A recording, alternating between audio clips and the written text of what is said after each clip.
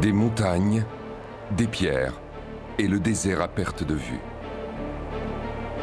C'est un monde étrange, escarpé, aride et isolé de tout. Il accueille pourtant une infrastructure unique au monde.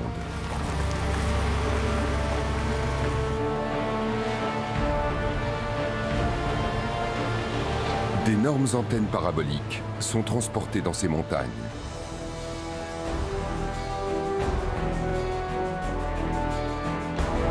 C'est une tâche ardue pour l'homme et les machines dans ce lieu extrême à tous les sens du terme.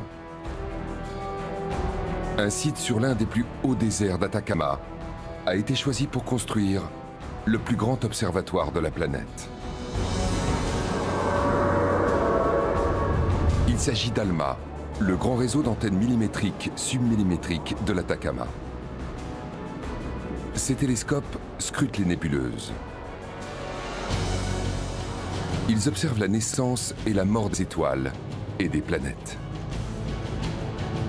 Ce sont les yeux de l'Atacama et ils explorent les origines de notre univers.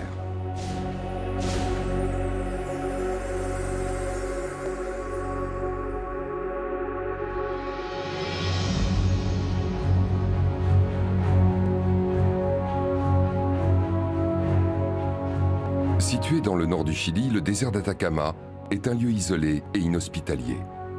On se croirait dans un autre monde, presque sur l'exoplanète d'un film de science-fiction. Ce plateau aride et ses volcans escarpés font partie de la cordillère des Andes, dont certains sommets culminent à plus de 6000 mètres d'altitude.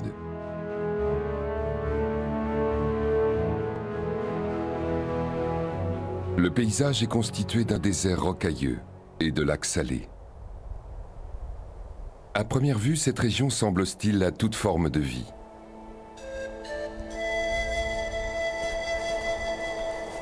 Et pourtant, les vigognes ont réussi à s'adapter à ces altitudes vertigineuses. Ces cousines du lama parcourent chaque jour plusieurs kilomètres en quête d'eau et de nourriture.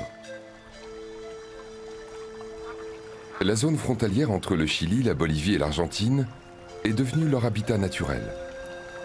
C'est un endroit où l'homme ne peut pas survivre très longtemps. Le peu d'eau qu'on trouve dans l'Atacama est généralement salée. Ce sont des conditions idéales pour les flamants des Andes.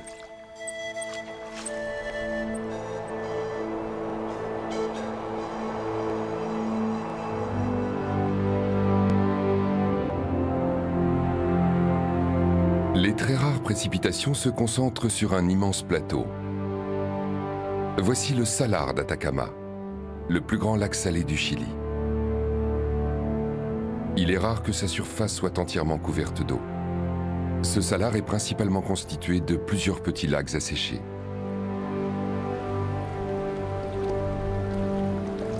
L'eau dissout les minéraux présents dans le sol avant de s'évaporer rapidement dans cet air particulièrement sec.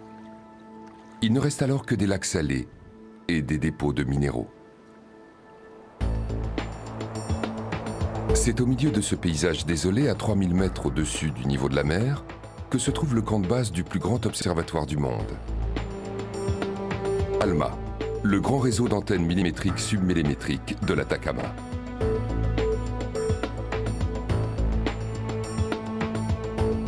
Mais le cœur de l'installation se trouve à 28 km de là, 2000 mètres plus haut. Le plateau de Charnantor, à 5000 mètres au-dessus du niveau de la mer, est le lieu qui a été retenu pour la construction des 66 antennes radio d'ALMA.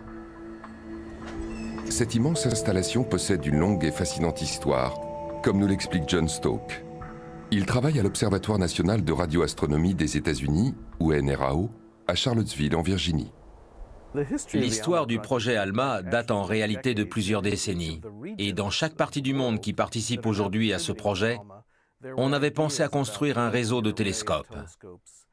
C'est plus récemment qu'ils ont décidé de s'associer pour construire ensemble un très grand télescope, plutôt que d'en construire chacun un de leur côté. 20 pays de 3 continents contribuent à ce projet. ALMA est une infrastructure astronomique internationale qui associe l'Europe, l'Amérique du Nord et l'Asie de l'Est en coopération avec le Chili.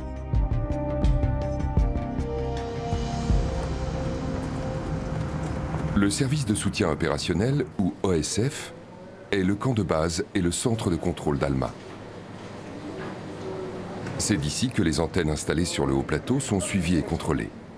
Un véritable défi pour les scientifiques internationaux.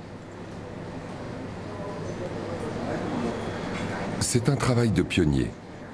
ALMA ouvre une nouvelle fenêtre sur l'univers. Ces paraboles ne reçoivent pas de la lumière visible, mais des ondes radio.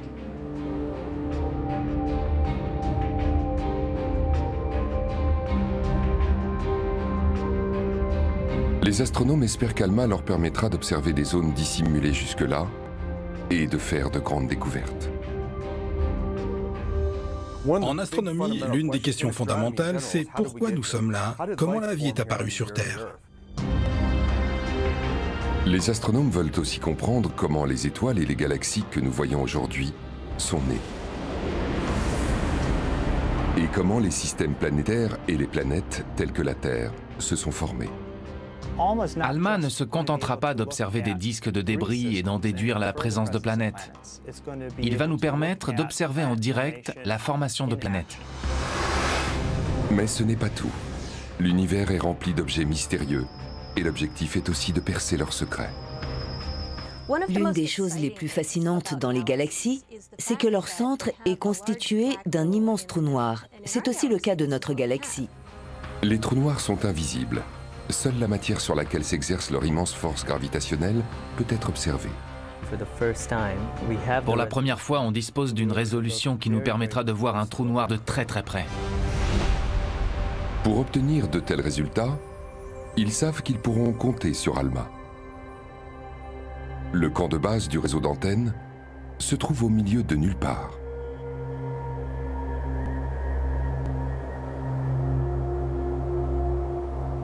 Pour s'y rendre, une route s'étend sur des centaines de kilomètres à travers le désert.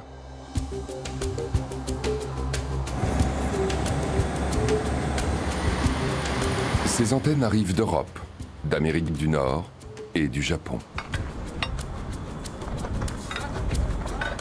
Avec plus de 12 mètres de diamètre, les paraboles d'ALMA sont si grandes qu'il est impossible de les transporter entièrement montées.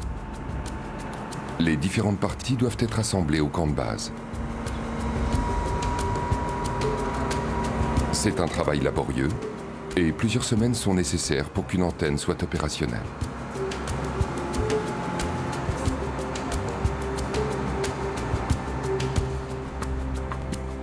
Trois zones distinctes ont été aménagées pour les étapes de leur assemblage. Les équipes européennes et japonaises travaillent à l'extérieur, les Américains pour la plupart dans un immense hangar. Les antennes proviennent de différents constructeurs, mais elles doivent toutes répondre aux mêmes exigences. C'est l'unique moyen pour qu'elles puissent scruter le ciel de manière synchrone et complémentaire.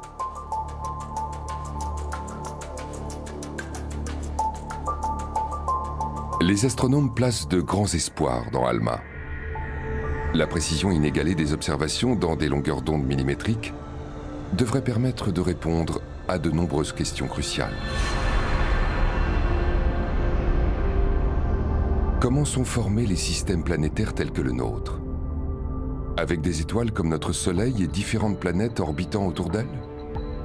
Et existe-t-il des planètes telluriques semblables à la Terre, orbitant autour de leur étoile et ayant des conditions propices à l'apparition d'une forme de vie? L'homme rêve depuis des siècles de découvrir de nouvelles planètes semblables à la Terre. Avec ALMA, les astronomes espèrent pouvoir étudier la naissance des planètes. C'est la grande spécialité d'Aaron Bolli.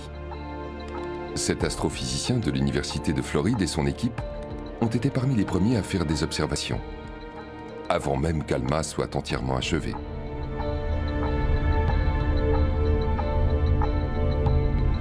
Cette équipe de chercheurs a donc pu utiliser le réseau d'antennes pour en apprendre davantage sur la naissance des planètes.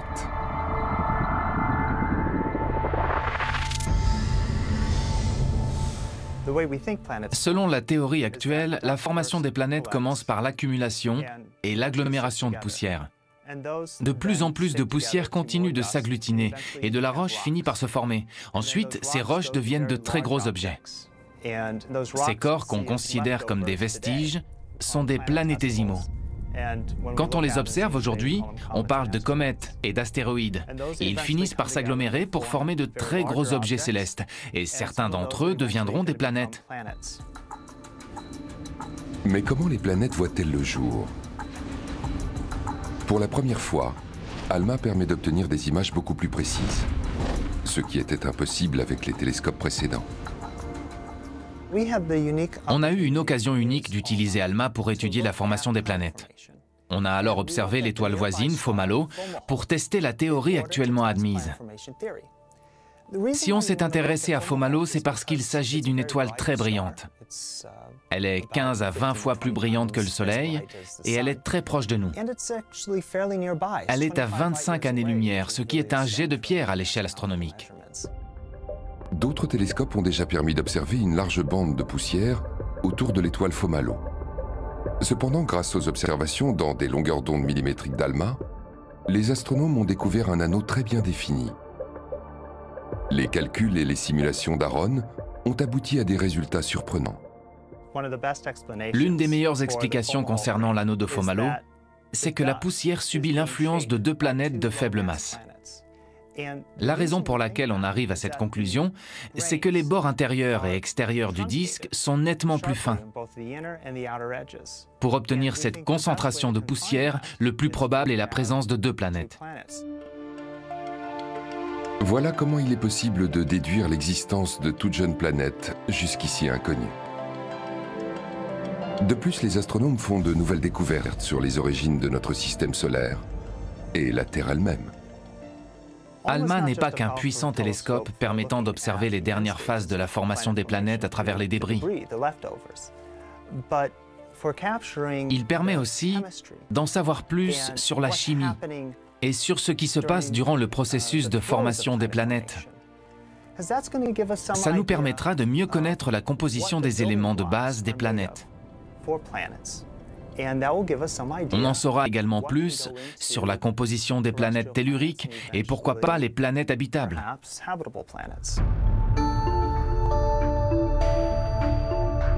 Les astronomes ont découvert plus de 800 planètes situées en dehors du système solaire. De nombreux télescopes sont actuellement consacrés à la recherche d'une deuxième Terre, notamment le télescope spatial Hubble. Hubble observe l'espace dans la lumière visible, tout comme le très grand télescope et d'autres observatoires à travers le monde.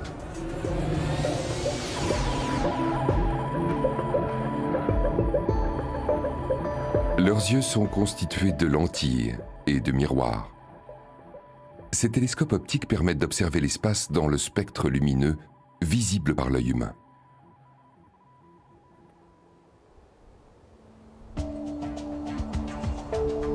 ALMA, quant à lui, est constitué de dizaines d'antennes paraboliques qui enregistrent des radiations de grande longueur d'onde. Ces ondes radio sont invisibles pour l'homme et elles peuvent être captées jour et nuit. Nos yeux ne voient les étoiles que la nuit. La journée, à cause du rayonnement solaire, elles sont invisibles pour l'œil humain. Comme les télescopes optiques, nous ne percevons que ce qui brille, la surface incandescente des étoiles. Mais ALMA peut scruter les zones obscures, les nuages froids du cosmos, qui émettent eux aussi des radiations, même si elles sont d'un autre type. Les astronomes observent l'ensemble du spectre électromagnétique grâce à une large panoplie d'instruments. La Voie lactée, des ondes courtes des rayons gamma, aux rayons X, jusqu'à la lumière visible, en passant par le rayonnement infrarouge et les micro-ondes, et cela jusqu'aux radiations de grande longueur d'onde. Chaque longueur d'onde fournit des informations particulières. ALMA est capable de détecter des ondes radio de l'ordre du millimètre. Ces ondes sont environ 1000 fois plus longues que celles de la lumière visible. C'est pourquoi ces ondes radio parviennent à traverser les nuages froids de poussière. Mais pour qu'un télescope nous fournisse des images aussi nettes que celles de Hubble dans ses longueurs d'onde, son diamètre devrait dépasser 10 km. Construire un télescope de cette taille serait impossible. Mais il existe une solution. Relier un grand nombre d'antennes les unes aux autres pour qu'elles fonctionnent comme un seul télescope. C'est le concept d'ALMA. Installées dans une zone de 16 km de circonférence, 66 antennes reçoivent les signaux radio provenant de l'espace.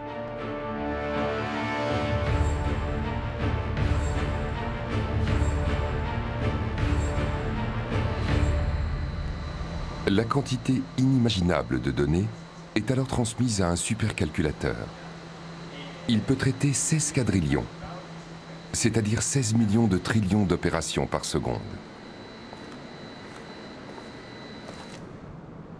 C'est grâce à cette extraordinaire puissance de calcul et aux programmes développés pendant de nombreuses années que les signaux captés par les antennes peuvent être convertis en images utiles.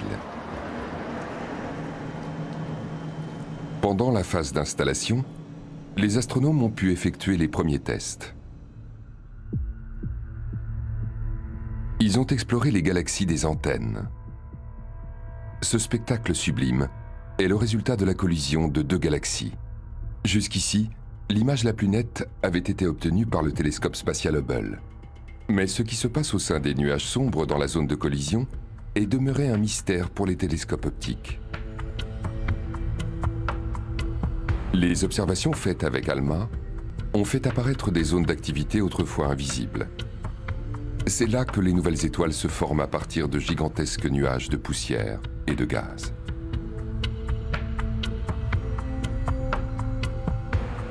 Les tout premiers tests ont permis de faire de nouvelles découvertes. Normalement, les longueurs d'onde millimétriques et sous-millimétriques observées par ALMA ne peuvent pas être captées sur Terre. Elles sont presque entièrement absorbées par la vapeur contenue dans notre atmosphère. Mais l'air du désert d'Atacama est suffisamment sec pour permettre à ces ondes radio de la traverser. Le plateau de Charnantor, à 5000 mètres d'altitude, est assez vaste pour accueillir le réseau d'antennes d'ALMA. Ce lieu abrite d'étranges sculptures de glace, appelées les pénitents de glace. Leur présence s'explique par les conditions climatiques, une aridité extrême, une altitude très élevée et un ensoleillement intense.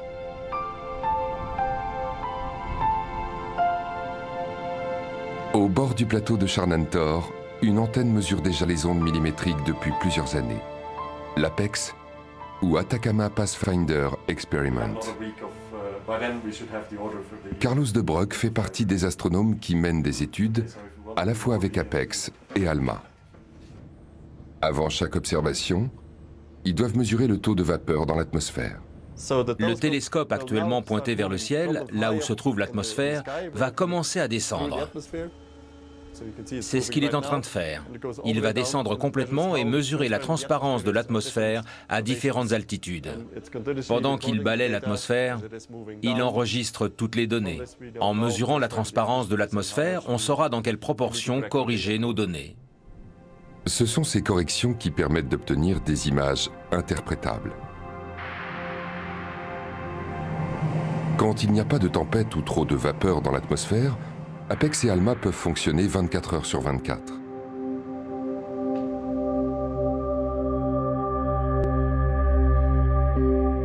La partie sombre du nuage moléculaire du taureau est l'une des zones de formation d'étoiles les plus proches.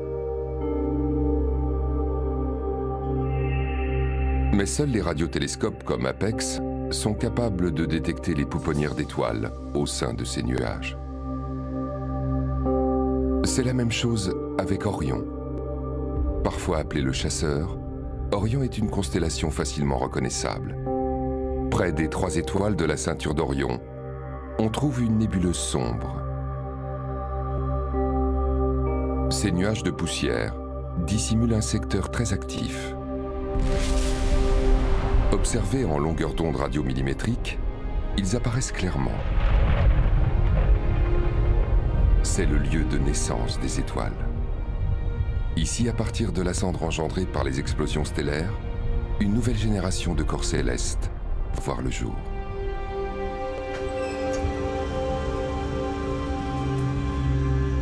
Apex continue d'être exploité, car son antenne couvre une large portion du ciel.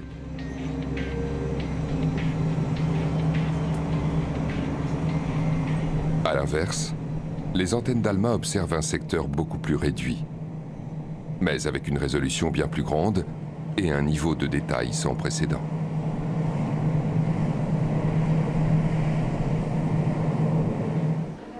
L'ESO, l'Observatoire européen astral à Garching, près de Munich en Allemagne, est l'un des partenaires d'ALMA. C'est ici que Carlos de Broek étudie les objets les plus lointains de l'espace. J'observe les plus jeunes galaxies du début de l'univers, quand il était encore très jeune, et elles sont très éloignées. Elles sont environ 10% plus jeunes que leur âge actuel. Je cherche à savoir comment elles se sont formées et comment elles sont devenues ces galaxies que nous voyons aujourd'hui. L'observation de l'espace profond est également un voyage dans le passé. Elle nous fait remonter dans le temps, jusqu'à 13 750 millions d'années en arrière, juste après le Big Bang qui a créé notre univers. Au début, il n'y avait que de l'hydrogène et de l'hélium, les éléments les plus légers. C'est à partir de ces nuages de gaz que les premières générations d'étoiles se sont formées. On cherche surtout à savoir quand ces objets se sont formés après la naissance de l'univers et comment ils se sont formés au sein de la galaxie. Se sont-ils formés au centre ou bien à l'extérieur? Comment ont-ils évolué? Comment les éléments lourds présents dans l'univers proche comme le carbone, l'azote et l'oxygène se sont formés à partir de l'hydrogène et de l'hélium qui sont apparus avec le Big Bang? Les astronomes peuvent aussi détecter ces éléments loin dans l'univers, car ALMA est capable d'identifier les atomes et les molécules grâce à leur rayonnement caractéristique. Les éléments les plus lourds se forment dans le cœur chaud de l'étoile. Puis des explosions massives les propulsent dans l'espace. Cela engendre d'énormes nuages de gaz et de poussière, la matière première à partir de laquelle se développera une nouvelle génération d'étoiles. ALMA nous permet de détecter des traceurs, surtout du gaz moléculaire et du gaz atomique, qu'on ne peut pas voir avec des télescopes optiques parce que tout est obscurci par la poussière. Si la poussière est l'ennemi du télescope optique, pour ALMA, c'est un allié.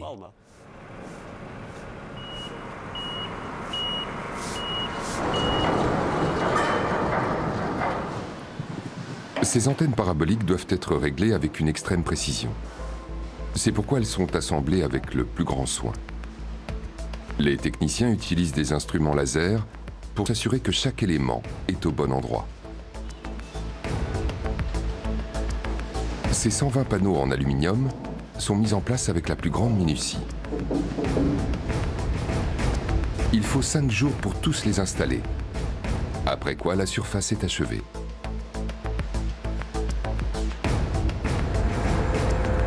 Mais avant d'être confiées aux ingénieurs du projet ALMA, elles sont contrôlées pour s'assurer qu'elles fonctionnent correctement. Cela va du réglage micrométrique au mécanisme de rotation de l'antenne.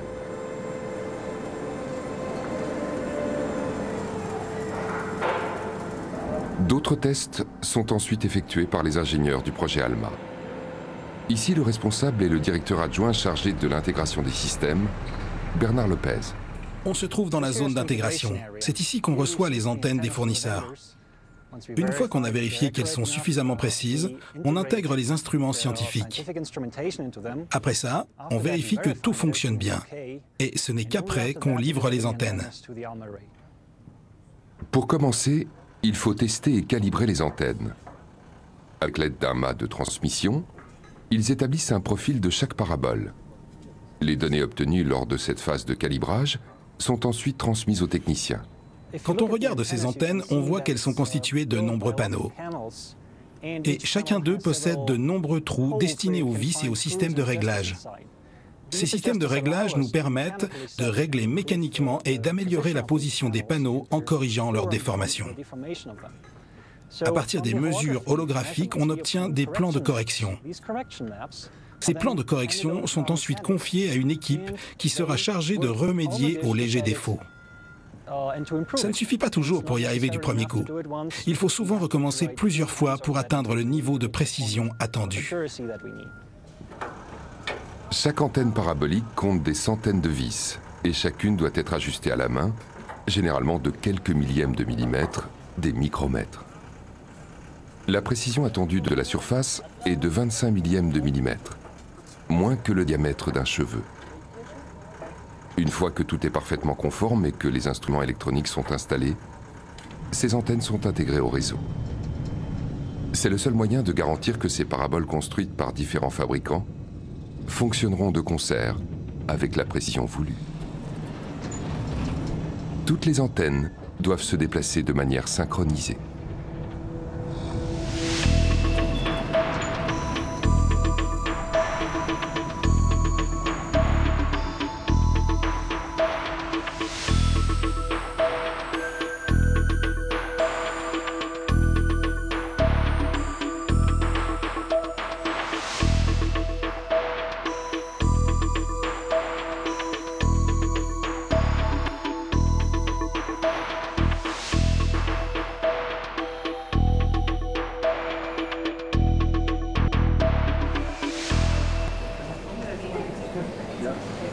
Dans la salle de contrôle, les scientifiques travaillent jour et nuit. Les astronomes de l'OSF doivent coordonner et traiter les demandes d'observation venant du monde entier en respectant les délais. Ce projet est un immense défi, car ALMA opère aux limites des possibilités technologiques et scientifiques. Pour que ce super télescope livre les résultats tant attendus, pas le moindre grain de sable n'est permis. Ces observations astronomiques sont en partie dirigées par Alison Peck. Normalement, elle travaille au NRAO à Charlottesville, en Virginie, l'un des instituts associés au projet ALMA. Alison Peck fait partie d'un groupe d'astronomes qui utilisent ALMA pour étudier les trous noirs. L'une des choses les plus fascinantes dans les galaxies, c'est que leur centre est constitué d'un immense trou noir. Ça peut paraître un peu bizarre de parler de trou noir. Ça signifie qu'au centre d'une galaxie, il y a une quantité de masse phénoménale qui se compresse sous l'effet de la gravité. Elle s'effondre constamment sur elle-même et devient de plus en plus petite, au point de n'occuper pratiquement plus d'espace. Elle n'a presque plus de volume. Même s'il s'agit d'une masse considérable, elle n'occupe plus qu'un espace infime. Mais son influence se fait sentir à de très grandes distances car elle possède un champ gravitationnel extrêmement puissant. Ce monstre invisible dévore tout ce qui s'en approche. Alors comment observer un tel objet céleste? Les trous noirs sont très difficiles à étudier parce qu'on ne peut pas les voir directement. Leur champ gravitationnel est si puissant que rien ne peut s'en échapper. Rien ne s'échappe d'un trou noir, pas même la lumière. Le seul moyen de les étudier est donc d'observer le gaz qui les entoure. Ce gaz est la plupart du temps aspiré à l'intérieur du trou noir. Il tombe dedans, mais pas directement. Il tombe comme de l'eau qui s'écoule dans une canalisation. Il forme une spirale, parce qu'il a une vitesse de rotation et une certaine viscosité. Quand il arrive suffisamment près de la zone, il commence à tourner en spirale, et en tombant vers le trou, il se réchauffe. Il accumule de l'énergie et émet un très puissant rayonnement. L'énorme quantité d'énergie libérée dans la zone bordant un trou noir apparaît sous la forme d'une lumière très vive autour d'un centre invisible. En lui-même, un trou noir est défini par le rayon de Schwarzschild. C'est la distance par rapport au trou noir à partir de laquelle rien ne peut échapper, pas même la lumière. Mais une grande partie de la matière qui tombe vers le trou noir parvient à s'échapper avant d'atteindre le rayon de Schwarzschild. L'une des raisons, c'est que lorsque cette matière est attirée par le trou noir, des champs magnétiques puissants peuvent l'éjecter dans deux directions. On parle de jets. Ce sont des jets bipolaires qui sont émis par le trou noir. Avec ALMA, les astronomes veulent étudier les nuages de gaz qui entourent les trous noirs et découvrir leurs propriétés.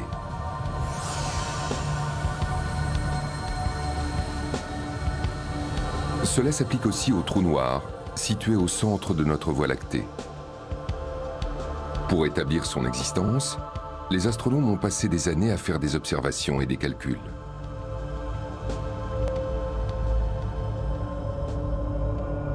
La première étape a consisté à observer les étoiles situées dans son voisinage, aussi près que possible. Les astronomes ont découvert que les trajectoires complexes suivies par les étoiles lorsqu'elles filaient autour d'un point central ne pouvaient s'expliquer que par l'existence d'une masse énorme, située à 27 000 années-lumière de notre Soleil et 4 millions de fois plus massif. Un centre de gravité invisible, un trou noir. L'astronome Kartik Schiff veut l'observer d'aussi près que possible. Ce qui est fantastique avec ALMA, c'est qu'on dispose pour la première fois d'une résolution qui nous permet d'observer de très près un trou noir.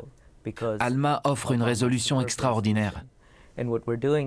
Avec ALMA, on observe le gaz moléculaire qui descend de la galaxie spirale barrée. Il traverse l'anneau nucléaire pour atteindre le centre du trou noir. En mesurant le déplacement du gaz autour du trou noir, on devrait pouvoir découvrir ce qui alimente ce monstre situé au centre de la galaxie. Comment le trou noir se nourrit-il? Que mange-t-il au petit déjeuner? Comment évolue-t-il au fil du temps? Voilà ce qu'on cherche à savoir. Les astronomes observent actuellement un phénomène extraordinaire. Un nuage de gaz est tout près du centre de notre Voie lactée. Après leurs premières observations, les astronomes ont calculé l'effet du trou noir sur ce nuage de gaz au cours des prochaines années. Une partie du nuage parviendra à s'échapper. Une autre sera irrévocablement aspirée et dévorée par ce monstre galactique insatiable. ALMA va permettre de sonder l'obscurité et de recueillir plus de détails sur ce drame cosmique.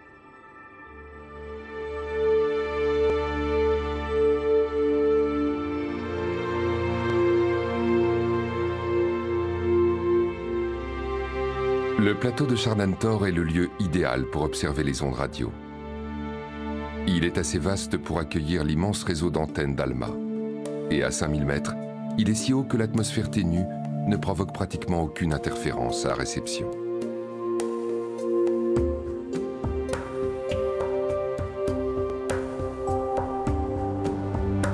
Ici, le ciel est rarement nuageux.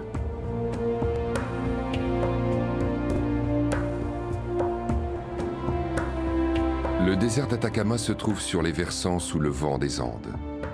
La plupart des précipitations ont lieu sur les flancs est des massifs montagneux et n'atteignent pas l'Atacama. La route menant au camp de base d'ALMA traverse un paysage aride.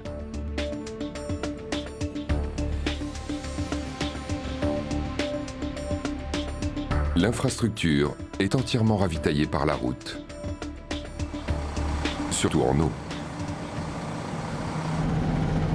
Chaque jour, 4 camions-citernes apportent de l'eau potable pour environ 500 personnes au centre de contrôle et sur les sites de construction des antennes. Ils utilisent même les eaux usées pour empêcher le vent de soulever la poussière des routes.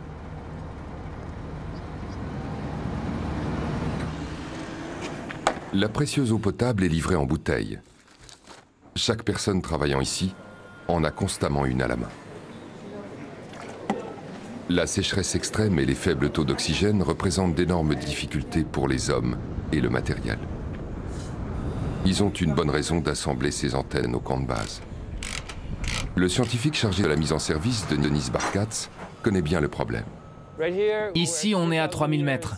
J'arrive à penser de façon plus ou moins cohérente. J'essaie de bien répondre aux questions, tout va bien. Si on faisait cette interview à 5000 mètres d'altitude, mes réponses seraient beaucoup plus bizarres. Parce que notre cerveau, notre corps, nos poumons et tout le reste ne sont pas faits pour fonctionner à 5000 mètres. Même si des gens montent quotidiennement là-haut pour travailler, la plupart utilisent de l'oxygène pour pouvoir travailler et pour pouvoir réfléchir. Travailler à de telles altitudes est potentiellement dangereux. Les vertiges, les évanouissements et même les œdèmes pulmonaires sont une menace constante. La sécheresse, l'air raréfié et le manque d'oxygène altèrent à la fois la capacité à travailler et le jugement. Une erreur aux commandes de ces machines pourrait avoir de lourdes conséquences. C'est pourquoi toutes les personnes travaillant ici sont toujours équipées d'un concentrateur d'oxygène portable. Et il y a beaucoup à faire. Il faut entretenir et réparer les antennes. Mais le plus gros du travail consiste à les repositionner. Pour cela, ils utilisent d'énormes véhicules qui ont été spécialement conçus et fabriqués pour cette mission. En fonction du type d'observation astronomique recherché, les antennes sont fréquemment déplacées, parfois rapprochées ou bien éloignées les unes des autres. La précision est essentielle, et c'est un véritable exploit quand il s'agit de déplacer des télescopes de plus de 100 tonnes. Seule une interaction parfaite entre l'homme et la technologie permet d'obtenir une image scientifiquement utile d'objets autrefois invisibles.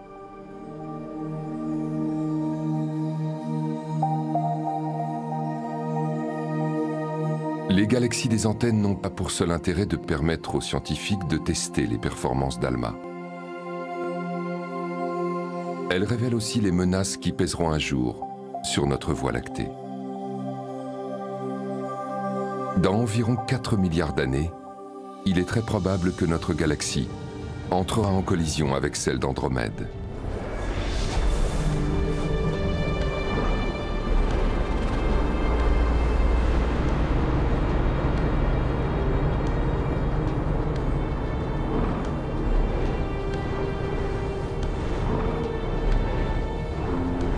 Cette collision libérera d'immenses nuages de gaz et de poussière dans l'espace.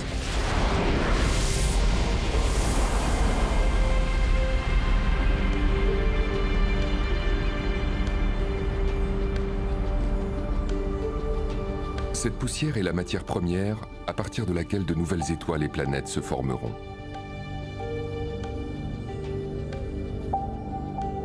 Depuis la naissance de l'univers avec le Big Bang, le processus de création et de destruction ne s'est jamais interrompu. Même la durée de vie du Soleil est limitée.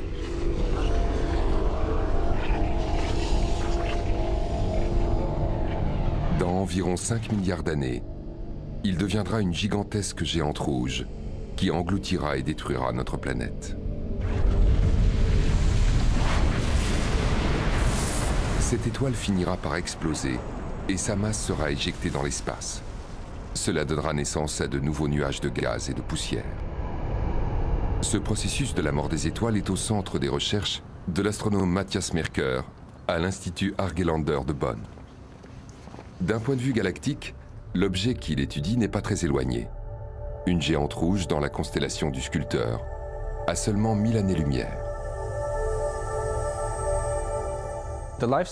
Les étoiles se forment dans de grands nuages moléculaires qui s'effondrent.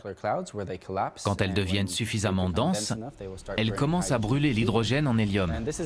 C'est en général ce que font la plupart des étoiles. C'est ce que fait notre Soleil. Il transforme l'hydrogène en hélium. Et une fois que l'étoile a brûlé tout son hydrogène, elle gonfle et devient une géante rouge. Sa surface commence alors à perdre de la masse. Ce sont les vieilles étoiles en fin de vie sur lesquelles je travaille. Ces recherches se concentrent sur l'énorme quantité de matière que l'étoile projette dans l'espace.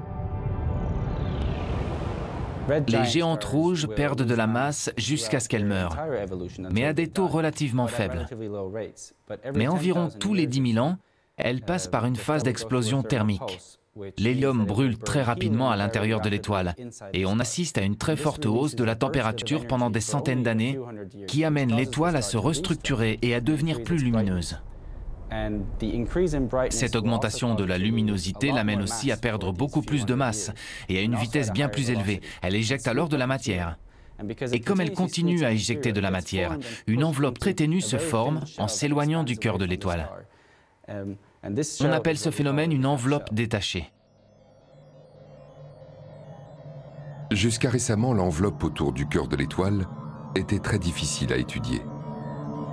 Mais avec ALMA, les chercheurs peuvent observer l'intérieur de cette enveloppe de gaz et en obtenir des images en coupe transversale. Et sa résolution exceptionnelle a fait apparaître des détails surprenants. Quand on a commencé à l'observer, on pensait que cette étoile avait été très semblable à notre Soleil, peut-être un peu plus massive. Mais les résultats d'ALMA ont révélé qu'elle était en fait très différente de notre Soleil, parce que ce n'est pas une simple étoile dans l'espace. Il s'avère qu'une étoile compagne orbite autour d'elle. Matthias Merker nous explique l'effet de cette étoile compagne, découverte récemment grâce à une simulation. Cette compagne agit déjà en donnant au vent une forme de spirale. Mais à 0 année, l'étoile passe par une phase d'explosion thermique, une enveloppe très lumineuse qui s'éloigne de l'étoile. Après l'explosion thermique, l'étoile compagne va modeler le vent et lui donner cette forme bien nette de spirale qui se dilate en même temps que l'enveloppe détachée. Et comme l'enveloppe détachée se dilate à une vitesse plus élevée que le vent précédent, elle laisse la matière de la masse précédemment perdue s'échapper. Et environ 1800 ans après l'explosion thermique, on voit la même structure qui apparaît dans les données d'ALMA. La découverte inattendue de cette structure en spirale n'est qu'un exemple des nouvelles avancées réalisées grâce à ALMA. Ces données ont été recueillies durant la phase des toutes premières observations, avec seulement 16 antennes. Et ça dépasse déjà de très loin ce à quoi on pouvait s'attendre.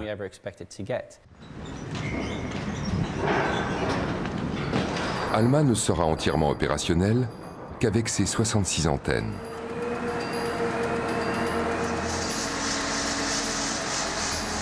Des véhicules spéciaux ont été construits pour transporter ces radiotélescopes, pesant chacun plus de 100 tonnes.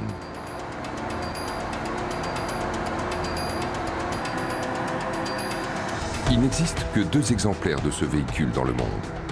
L'un est baptisé Loré et l'autre Otto. Avec leurs 20 mètres de long, 10 mètres de large et 28 roues indépendantes, ces énormes camions ne servent qu'à une seule chose: transporter les antennes d'ALMA. À pleine charge, ce camion de 700 chevaux atteint une vitesse maximale de 12 km/h. À certains endroits, la route traverse un terrain parsemé de cactus colonnaires, une espèce menacée.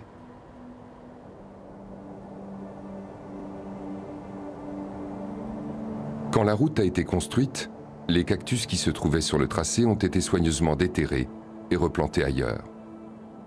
La flore et la faune sont strictement protégées sur le site qui accueille ALMA.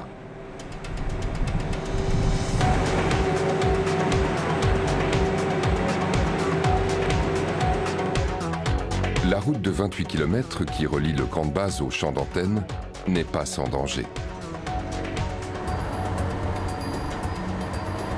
Au passage de l'un des 2 énormes camions, tous les autres véhicules doivent patienter sur le bas-côté.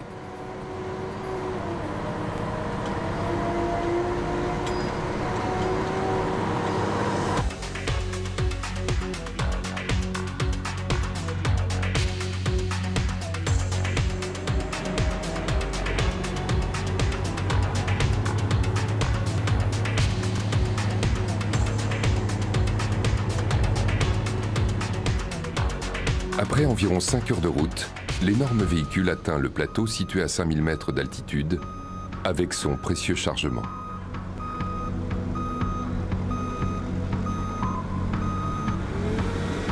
Le déchargement de l'antenne et son installation sur une énorme dalle en béton est un travail de précision. Les techniciens ancrent l'antenne et la connectent via des câbles de fibre optique au supercalculateur.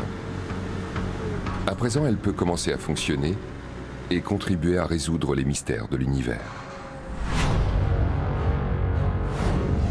D'où venons-nous?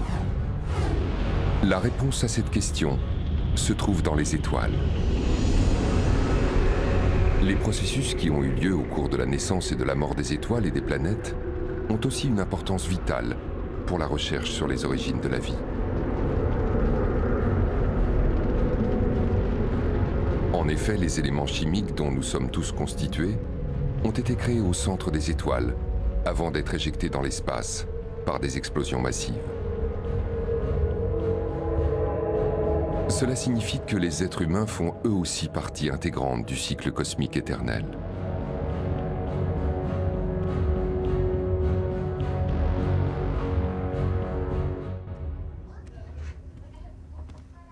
Anthony Remigijane est un astrochimiste qui travaille au NRAO à Charlottesville, en Virginie.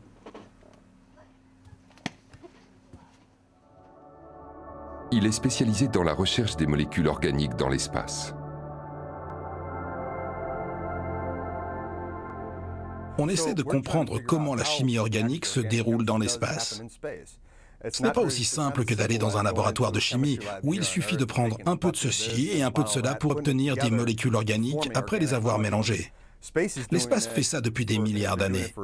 Il crée les plus grosses molécules organiques qu'on retrouve aussi ici sur Terre. On cherche encore à comprendre comment ces grosses molécules se forment dans l'espace. Les technologies et techniques d'évaluation ultramodernes ont permis de réaliser des progrès considérables. ALMA offrira une résolution fantastique. Grâce à ça, il sera possible de voir les détails les plus infimes de zones de la galaxie actives sur le plan de la chimie. ALMA sera aussi le télescope le plus sensible du monde et il nous permettra de détecter ces grosses molécules dans l'espace. Les molécules organiques dans les nuages de gaz interstellaires sont plus visibles dans des longueurs d'onde millimétriques et submillimétriques. Ce sont celles que reçoivent les antennes d'ALMA. Dans le nuage de gaz entourant une jeune étoile de notre Voie lactée, des molécules de glucose ont été détectées. Il s'agit du glycolaldéhyde, l'un des composants des briques élémentaires du vivant.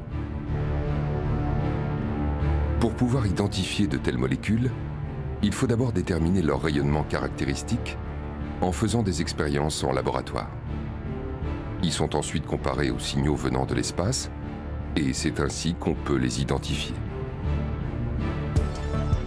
La sensibilité d'ALMA à ces signaux dépend de ces instruments de réception complexes qui ne peuvent fonctionner correctement qu'à une température de moins 269 degrés. Ils reçoivent les ondes radio, les filtrent et les convertissent afin que le supercalculateur puisse les analyser plus en détail. Correctement refroidis et installés dans une cuve sous vide, ces instruments sont intégrés dans les antennes. Ces récepteurs sont le cœur de tout radiotélescope. Ce sont eux qui détectent les rayonnements venant de l'espace.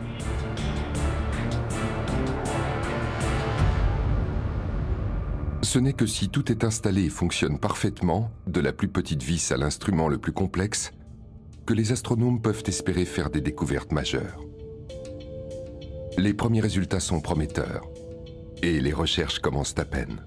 On recherche les briques de la vie, les molécules fondamentales à l'origine, par exemple de l'ARN, les protéines et les acides aminés. Si on découvrait comment ces molécules se forment dans l'espace et ont ensemencé la Terre, alors on saurait comment les briques de la matière organique dont nous sommes tous constitués apparaissent.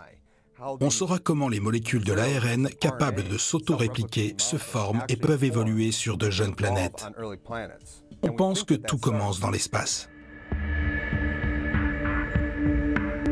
La recherche de molécules organiques dans les nuages de gaz cosmiques suscite de grandes interrogations. Les briques de la vie sont-elles réellement apparues dans l'espace? Et si c'est le cas, comment sont-elles arrivées sur Terre? On sait aussi que de la matière organique est présente dans des objets comme les comètes, les météorites et les astéroïdes. Pendant la formation des planètes et des étoiles, il y a une période qu'on appelle le grand bombardement. On sait que les planètes sont alors constamment percutées par des comètes, des météorites et des astéroïdes. La même matière organique qui flotte dans l'espace pourrait alors être transportée par les comètes et les météorites et ensemencer les planètes primitives. La même matière qui a entraîné l'apparition de la vie sur Terre et qu'on retrouve dans l'espace pourrait avoir ensemencé des planètes de toute la galaxie. Il serait alors permis d'imaginer que le même processus serait apparu sur ces planètes. Quand on sait que de plus en plus d'exoplanètes sont découvertes et qu'il existe de nombreuses molécules organiques dans l'espace, il paraît peu probable que la vie soit uniquement apparue sur Terre.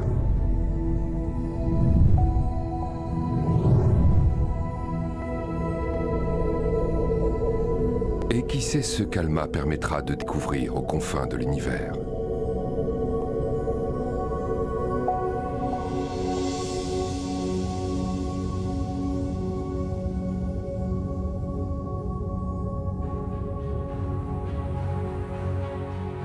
La recherche de nos origines cosmiques nous a menés dans l'un des endroits les plus reculés de cette planète.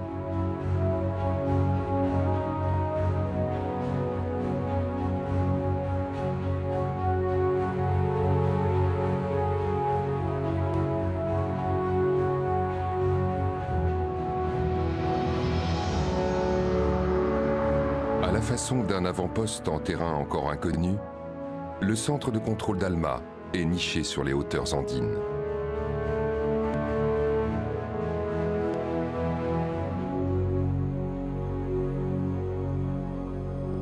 Avec ALMA, les astronomes commencent à découvrir des détails dissimulés jusque-là.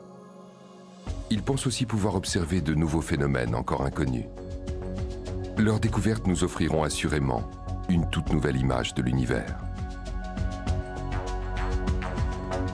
Car l'origine des étoiles, des planètes et de la vie se trouve quelque part dans l'obscurité, à travers laquelle seuls les yeux de l'Atacama peuvent voir.